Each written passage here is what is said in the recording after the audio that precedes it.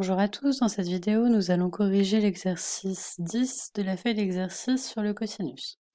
Alors, dans cet exercice, il s'agissait du cosinus, mais abordé sous un autre angle. On abordait ici un autre sujet du cosinus.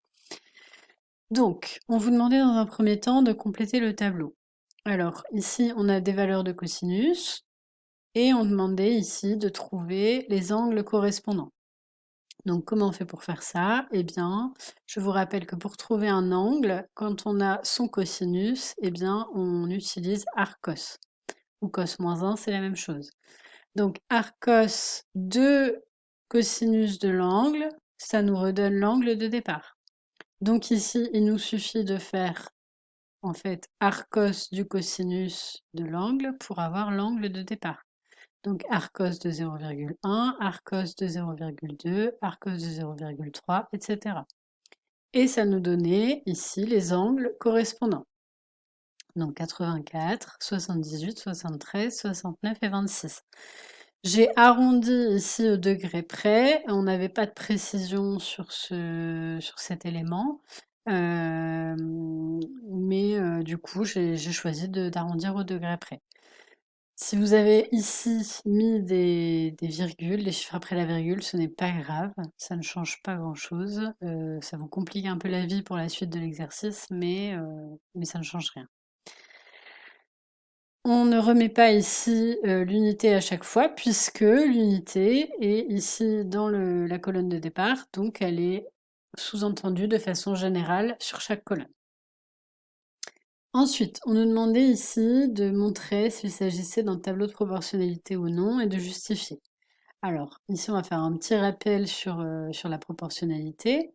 Pour justifier ça, il y avait plusieurs méthodes. Là, je vais vous en montrer 4. Il y en avait une cinquième, mais qui n'est pas adaptée à ce tableau, donc je ne vais pas la montrer ici.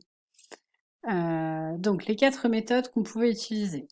Alors, la première méthode, c'est le rapport de linéarité. Alors, qu'est-ce que c'est le rapport de linéarité? C'est en fait le rapport qu'on va avoir d'une colonne à l'autre, ici. On va étudier si le rapport de cette colonne-là envers cette colonne-là est bien le même à chaque étage, en fait. Donc ici, on observe que pour obtenir 0,2 à partir de 0,1, il faut multiplier par 2. Donc on a ici un rapport de 2 entre la première colonne et la deuxième colonne pour la première ligne. Et donc on va regarder maintenant la ligne d'en dessous. Si on multiplie 84 fois 2, est-ce qu'on obtient ici le bon résultat? Alors, pas besoin de la calculatrice pour se rendre compte que ce n'est pas le bon résultat, puisque 84 fois 2, ça ne peut pas être plus petit que 84. Donc, pour qu'il y ait proportionnalité, il faut que la multiplication en fait en haut et en bas soit égale. Or, 84 fois 2 n'est pas égal à 78, donc ce tableau n'est pas un tableau de proportionnalité. On peut s'arrêter là. Ici, on n'a pas besoin de faire les autres méthodes. Là, je vais vous montrer 4 méthodes différentes, mais une seule suffit. Donc, avec cette méthode du rapport de linéarité, d'accord, on va comparer les colonnes entre elles. On peut voir si ce tableau est un tableau de proportionnalité ou pas. La méthode 2, c'est la méthode du coefficient de proportionnalité. Alors ici, en fait, au lieu de comparer ici les colonnes l'une avec l'autre, on va comparer les deux lignes. On va plus faire une opération ici entre deux colonnes, on va faire l'opération d'une ligne à l'autre. C'est-à-dire qu'on va chercher, en fait, s'il y a un coefficient de proportionnalité entre la première ligne et la deuxième ligne. Donc on va regarder par combien il faudrait multiplier 0,1 pour obtenir 84, par combien il faudrait multiplier 0,2 pour obtenir 78, par combien il faudrait multiplier 0,3 pour obtenir 73, etc. Si on obtient le même coefficient à chaque fois, eh bien ce tableau est un tableau de proportionnalité. En revanche, si on n'obtient pas le même coefficient, ce n'est pas un tableau de proportionnalité. Donc, combien faut-il multiplier par combien faut-il multiplier 0,1 pour obtenir 84? Eh bien, par 840. Bon, ça, normalement, vous n'avez pas besoin de la calculatrice pour le voir. Donc, 0,1 fois 840, ici on pourrait écrire, on suppose que c'est 840, pour obtenir 84. Maintenant, ici, par combien faut-il multiplier 0,2 pour obtenir 78? Eh bien, comment on fait ça avec la calculatrice? On fait 78 divisé par 0,2. On obtient ici 390. Donc, il faut multiplier 0,2 par 390 pour obtenir 78. Or, 390 n'est pas égal à 840. On peut déjà s'arrêter là, puisque déjà, pour la première et la deuxième colonne, le coefficient de proportionnalité n'est pas le même. Donc, on n'a même pas besoin de regarder les autres colonnes. Ça ne peut pas être un tableau de proportionnalité.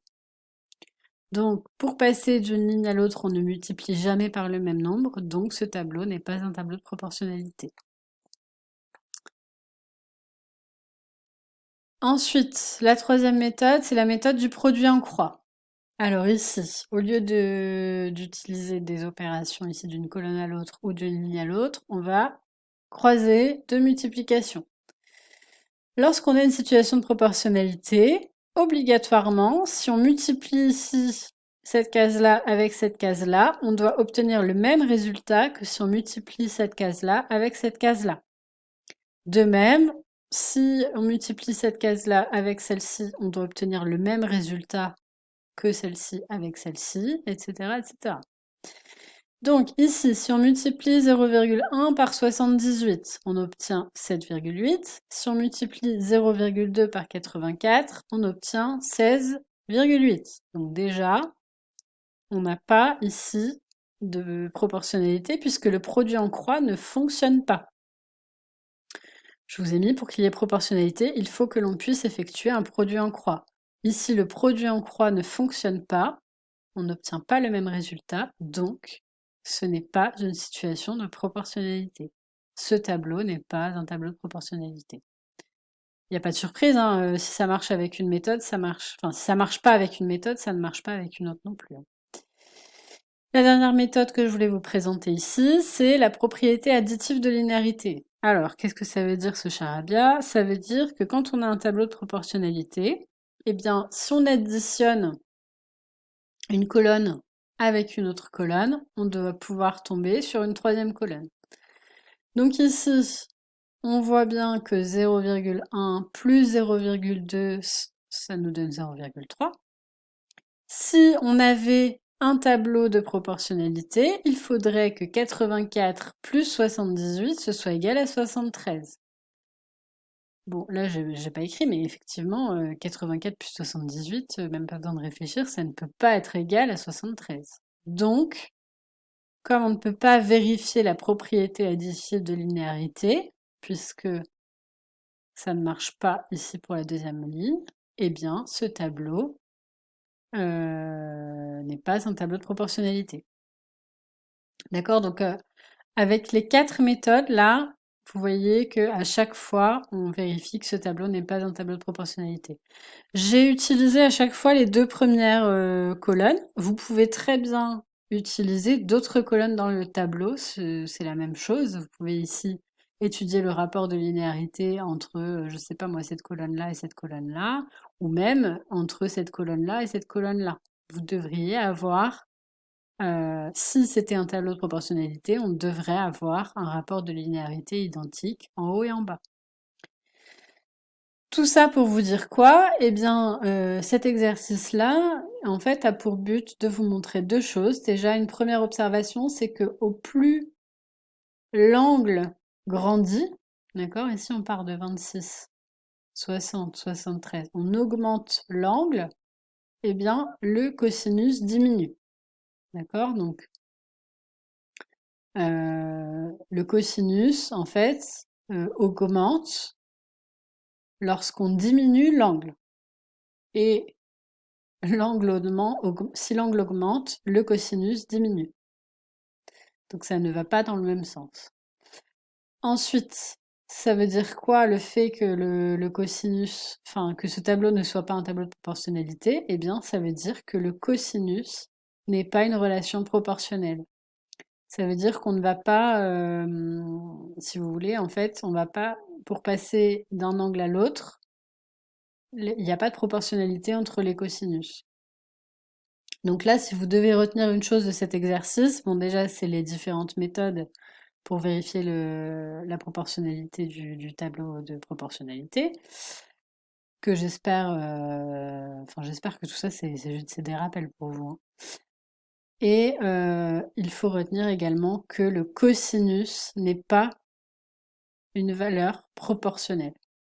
Retenez ça. Vous approfondirez le cosinus l'année prochaine avec le sinus, la tangente, etc. Mais en tout cas, le cosinus n'est pas une valeur proportionnelle. Si vous avez des questions sur ces exercices, n'hésitez pas à m'envoyer un message, sinon on abordera tout ça en classe si jamais il fallait repréciser des choses.